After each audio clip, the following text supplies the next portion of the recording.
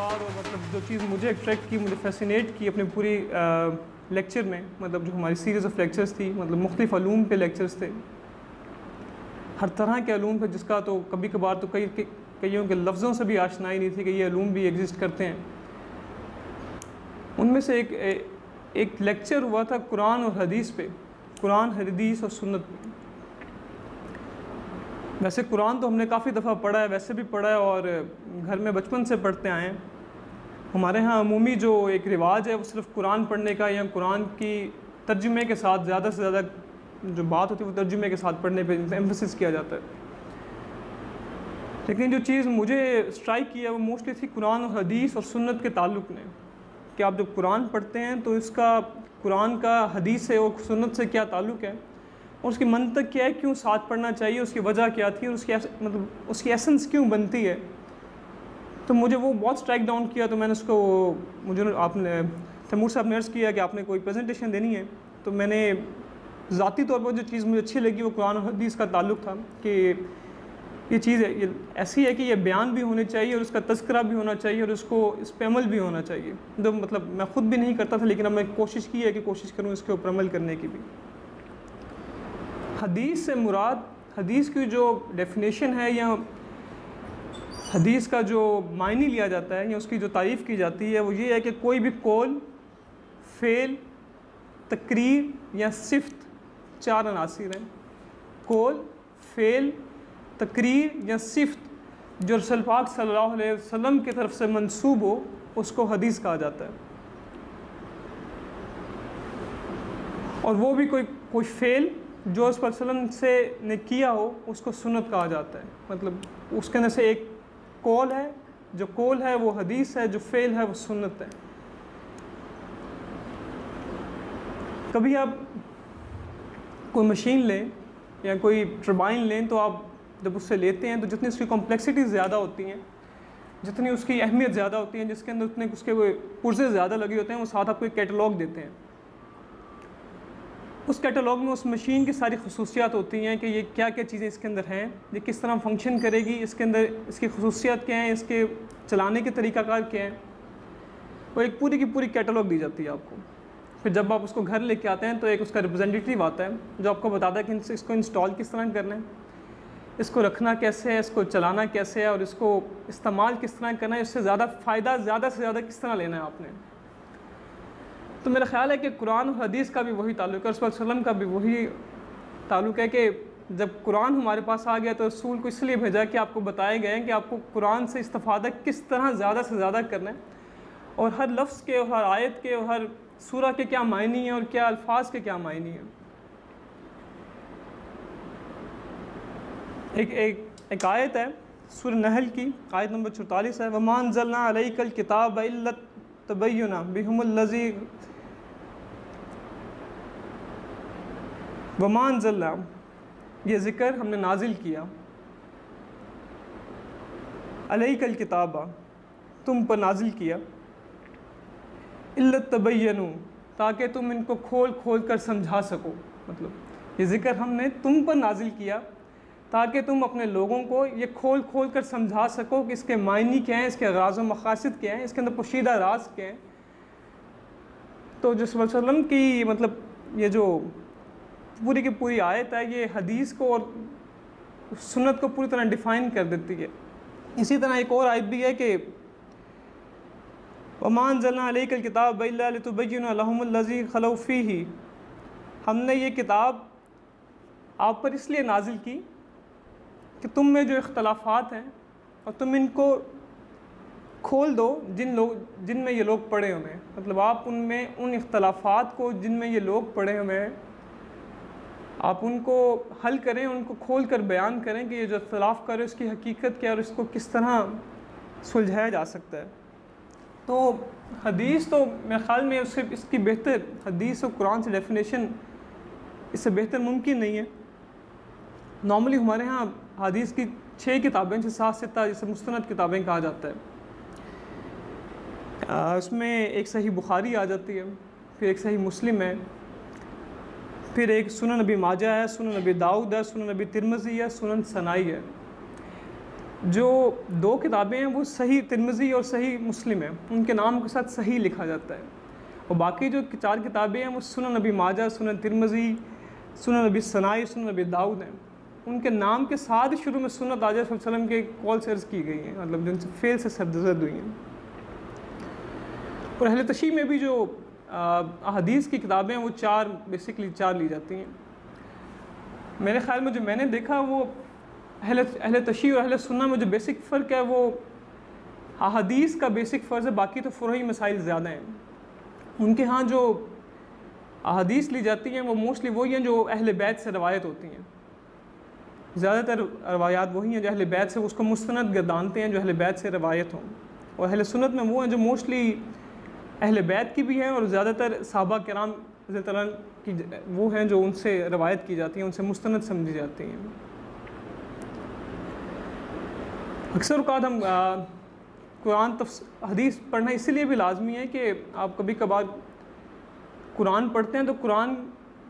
एक मुस्तनद किताब है, मतलब एक किताबुल मुबीन है, ज़िंदा किताब है, लेकिन उसके अंदर कुछ ऐसी बातें हैं जो सल्लल्लाहु अलैहि वसल्लम ने उसको मुकम्मल की हैं। मतलब जिस तरह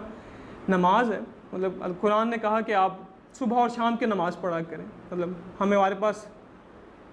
फजर आ गई, मगरिब आ गई, फिर कहा कि शाम के वक्त पे ज़वाल के ज़ोर दिया, अगर हम असर ले ली, हमने इशा ले ली,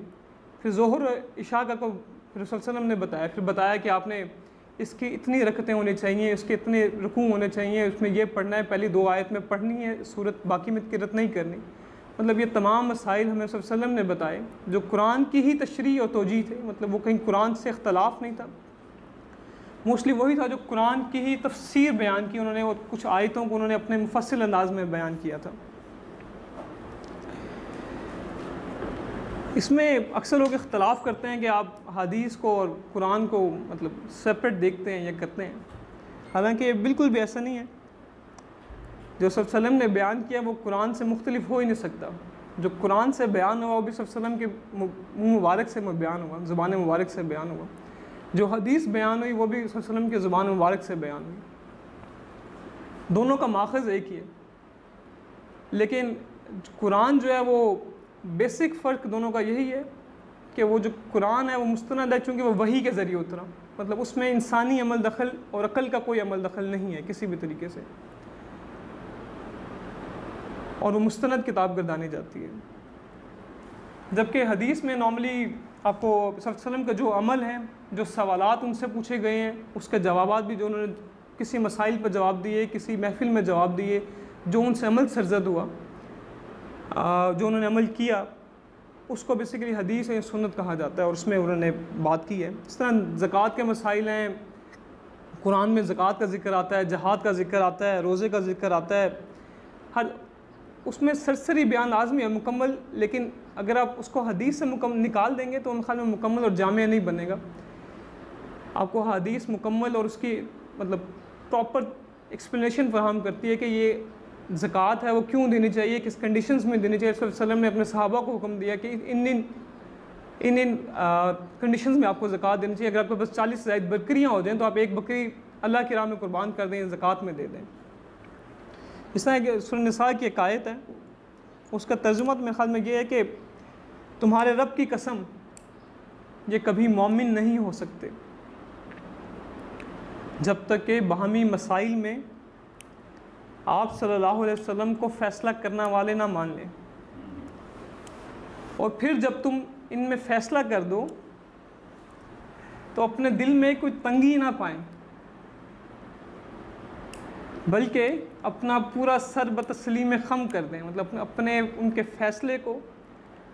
अपने पूरे दिलो जान से माने, जो उन्होंने फ़ैसला किया उसमें मुबाहिसा ही ना करें। मतलब कुरान की एक आयत है, वतीउल्लाह वतीउर रसूल, जिसने मेरी अताअत की उसने रसूल की अताअत की। फिर भी यही कि जिसने रसूल की अताअत की उसने मेरी अताअत की, और जिसने रसूल को नाराज़ किया उसने मुझे नाराज़ किया। तो मेरे ख्याल में कुरान और हदीस का ये फ़र्क बड़ा वाज़ेह और बड़ा जामे है, और कुरान और हदीस को इकट्ठा पढ़ने का मकसद भी यही होता है कि इससे कुरान के मायने और तफ़ाहीम हमें प्रॉपर और अच्छे अंदाज में मिल जाते हैं, और कुरान समझने में आसानी होती है। आप कुरान को लुग़त से समझने की कोशिश करते हैं लेकिन उस तरह समझ नहीं पाते, समझ सकते ही नहीं। मतलब कुरान अरबी में नाजिल हुआ, अरब में नाजिल हुआ, उन लोगों की ज़ुबान में जिनकी वो ज़ुबान थी, लेकिन उनको फिर भी समझने के लिए एक गाइड की ज़रूरत होती है, जिसके लिए सल्लम को नाजिल मतलब उतारा गया, उनको उनके ऊपर कुरान उतारा गया। और वो हर आयत का मतलब उनसे पूछते थे कि आप हम इस आयत का मतलब बताएंगे, आयत के मतलब मफ़ाहीम क्या है, इसको किस किस तरीके से कहाँ कहाँ इम्प्लिकेशंस हैं इसकी। तो मतलब जब हम कुरान को उसके अरबी ज़ुबान की लुग़त के साथ पढ़ना शुरू करते हैं, वो हम बड़ी ज़्यादा कोशिश तो करते हैं, लेकिन अगर हम उसको हदीस के साथ और सुन्नत के साथ मिलाकर पढ़ें तो उसके मायनी और तफ़ाहीम ज़्यादा बेहतर अंदाज में हम पे वाज़ेह होते हैं और समझने में आसानी होती है। कुरान से हदीस के 3 पहलू निकलते हैं जो मैंने मतलब थोड़े से देखे हैं। एक तो कुरानी अहकाम की तायीद है, मतलब सल्लल्लाहु अलैहि वसल्लम की वो हदीस जो तायीद करती हैं कुरान के अहकाम की, मतलब जिसमें नमाज है, रोज़ा है, उसकी मतलब तायीद करती हैं कि ये अहकाम है, उसको इस तरीके से सर अंजाम देना चाहिए। फिर वो है हदीस जो सल्लम की जो कुरान के आयात की तफसील बयान करती हैं, उसमें आपकी जिस तरह नमाज की रकतें आ जाती हैं, फिर जहाद का आ जाता है, फिर सूद का कॉन्सेप्ट आ जाता है कि सूद किस किस तरीके से होना चाहिए, नहीं करना चाहिए, मतलब रिबा का कॉन्सेप्ट, सारे के सारे इस तरह मुख्तलिफ अलूम हैं जिसमें आपको वो कुरान की तफसील बयान करते हैं, मतलब वो पूछते हैं और सल्लम की हदीस जो बयान है वो उनकी तफसील पे है। तीसरे वो हदीस हैं जो कुरान में अहकाम तो नहीं है लेकिन सल्लम ने बयान किए, जिस तरह सोना और चांदी के मतलब मर्दों के मुतल्लिक़ अहकाम है कि मर्दों पे हराम करा दिया, मतलब मर्द ना पहने इसको। इस तरह ये 3 मैंने कैटेगरीज़ हैं मतलब जो नॉर्मली वाज़े हैं सल्लम की हदीस की, कि एक तो जो कुरान के अहकाम की तायीद करती हैं, दूसरी वो जो कुरान के अहकाम की तफसील बयान करती हैं उनकी, तीसरी वो जो कुरान के अहकाम की कुरान से अहकाम से तो लिंक नहीं है लेकिन मुख्तलिफ सल्लम की हदीस हैं जो मुख्तलिफ अहकाम बयान करती हैं जो कुरान से अलग करके, लेकिन उसकी तायीद और उसकी तफसील कुरान के से मतलब कोई मुखालफत में या उससे कॉन्ट्राडिक्ट नहीं करती, वो उसके साथ ही है। हमें कुरान की जो इसके अलावा जो कुरान के लिए अहादीस की जो ज़रूरत क्यों की पड़ती है, हमें एक बड़ा सवाल है ये भी कि हमें अहादीस की ज़रूरत क्यों होती है। मतलब लाजमी है कि हम सिर्फ कुरान, मतलब कुरान ने खुद कहा है कि मतलब एक जामे किताब उतार दी है, इसके अलावा अल्लाह उसके किताब को मजबूती से पकड़ को, उसकी रस्सी को मजबूती से पकड़ को, तो फिर हदीस की ज़रूरत क्यों पड़ती है। हदीस की ज़रूरत इसलिए पड़ती है कि पहला तो ये था कि ग़राइबुल कुरान है, मुश्किलात कुरान को जानने के लिए, मतलब जो कुरान में मुश्किल चीज़ें हैं उसको जानने के लिए, जिसकी हमें समझ नहीं आती बज़ाहिर कि इस आयत का उतारने का क्या मकसद क्या होगा, उसके लिए हमें हदीस की तरफ रुजू करना पड़ता है कि हदीस से देखें कि इस आयत का क्या मायनी था, क्या मकसद था और किन वजूहात की बिना पर उतारी गई। दूसरा कुछ ग़राइबुल कुरान है, जैसे अलिफ लाम मीम, इसके मायने वाज़ेह नहीं है, हे मीम ऐन सीन काफ, कुछ हरूफ हैं जिसके मायने कुरान में वाज़ेह नहीं है कि मतलब इसके मायने क्या हैं, इसके काफ़ी ज़्यादा, तो उसके लिए भी आपको हदीस से रुजू करना पड़ता है कि आप इनके अल्फाज के मायने जान सकें, इसके कि किस तरह इसको बयान किया गया है। दूसरा पेशान नज़ूल के लिए कि ये जो आयत थी ये किन औकात में, किस वाक़यात के और किस पस मंज़र में ये आयत नाजिल हुई, मतलब इसका शान नज़ूल क्या था, वो फिर हमें देखने के लिए हदीस की तरफ जाना पड़ता है, सुन्नत की किताबों की तरफ जाना पड़ता है, ताकि उस आयत का मकसद हम पे वाज़ेह हो जाए कि आयत का शान नज़ूल क्या था, कि मतलब किसी सहाबी के सवाल के जवाब में वो नाजिल हुई थी, या किसी जंग के मौका पर नाजिल हुई थी, या किसी महफिल में नाजिल हुई थी, या मतलब दूसरा ये था कि उस आयत की नज़ूल का देख लें कि आप उस आयत के शान नज़ूल को देखने के लिए हमें हदीस की तरफ देखना लाजमी पड़ता है।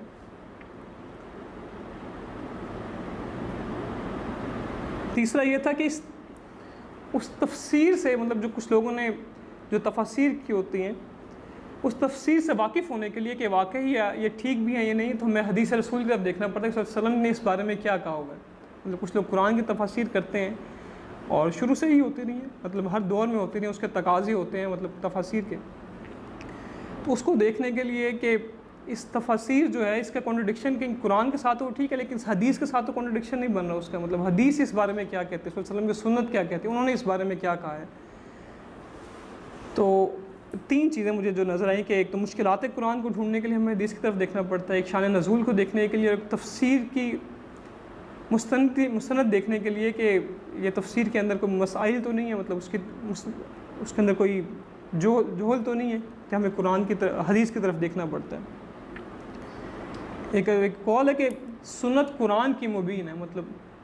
सुन्नत और कुरान साथ साथ चलते हैं। मतलब सब कुरान, हज़रत आयशा से किसी ने पूछा कि आप सल्लल्लाहु अलैहि वसल्लम के अखलाक कैसे थे, तो उन्होंने बताया कि क्या तुम कुरान नहीं पढ़ते।